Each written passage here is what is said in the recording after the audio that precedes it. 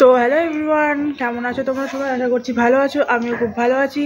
Welcome back to our channel fun with পুটুতে। So আজকে আমি এসেছিলাম ওর বাড়িতে। সো কিছু শর্টস ভিডিও শ্যুটস আছে, কিছু না, লাইক একটাই আছে, যাই হোক।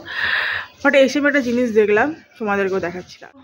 আমি দেখলাম এই জিনিসটা, ও কি কিউট, দুটো ফিশ আছে। দুটো না, অনেকগুলো ফিশ আছে, চারটে। ওকে, লিটল লিটল চারটে ফিশ, আর কি সুন্দর গোল একটা, এর মধ্যে বেশ ভালো লাগছে কিন্তু দেখতে।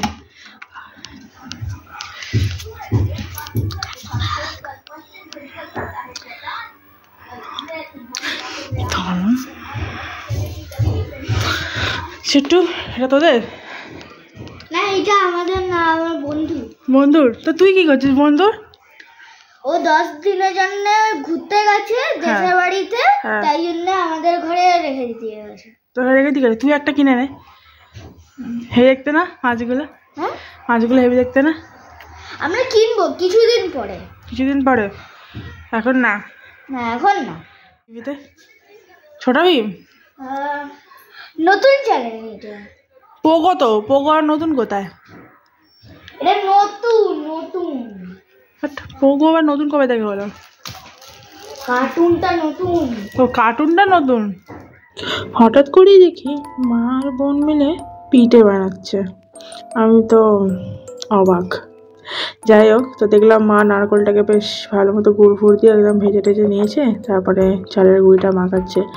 আর পিঠে কীভাবে বানাতে হয় সেটা তো তোমাদের সবাইকে আজ বলতে লাগবে না, কারণ সবাই বেসিক্যালি জানে যে কীভাবে বানাতে, বেশিরভাগ মানুষেরাই জানে যে কীভাবে বানাতে হয়, এখন সব কিছুই অ্যাডভান্স।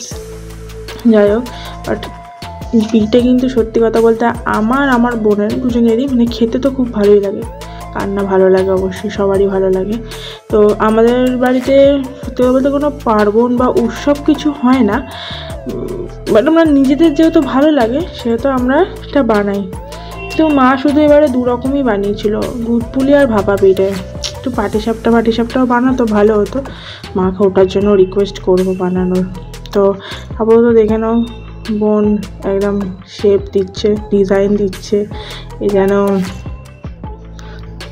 একদম মাছ ডিজাইন দিচ্ছে, দিয়ে আমাকে দেখাচ্ছে, বলছে দেখ ডিজাইনগুলো ভালো হচ্ছে কিনা। বলছি হ্যাঁ, দে না, তুই কত রকমের ডিজাইন জানিস, দেখবো।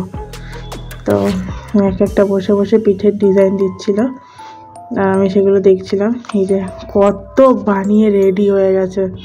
কিন্তু সত্যি কথা বলতে এই পিঠেটা আমরা যেন শুধু দুদিনই খেতে পেরেছি। ইস, যদি রেখে আরও খেতে পারতাম, কি মজা হতো। যাই হোক, ভিডিওটা বানিয়েছিলাম অনেক দিন হয়ে গেছে, কিন্তু ওই কুড়েমের ঠেলায় আর এডিটিংই করা হয়নি। ভাবলাম না, আজ এডিটিং করব আর পোস্টটাও তোমাদেরকে দেবো, যে পৌষ পার্বণ উৎসবে আমরা কীভাবে পিঠে খেলাম। আর তোমরাও জানিও যে তোমরাও কে কে পিঠে খেয়েছো, আর কারা কারা পৌষ পার্বণ কাদের কাদের উৎসবও পালন হয় সেটাও জানিও। আর এটা আমার দুধ পুলি বানাচ্ছিল, আর একটা মনে হয় ভাপা পিঠে করছে। তো মানে বোন আর মা মিলেই বানিয়েছে বেসিক্যালি। আর ভিডিওটাও বোনই শ্যুট করে দিয়েছিল, নাহলে এটার ভিডিও হতো না। আমি তো মোষের মতো নাক ডেকে ঘুমাচ্ছিলামই, জানতামই না যে মা আর বোন মিলে দুধ পুলি বানাচ্ছে, পিঠে বানাচ্ছে।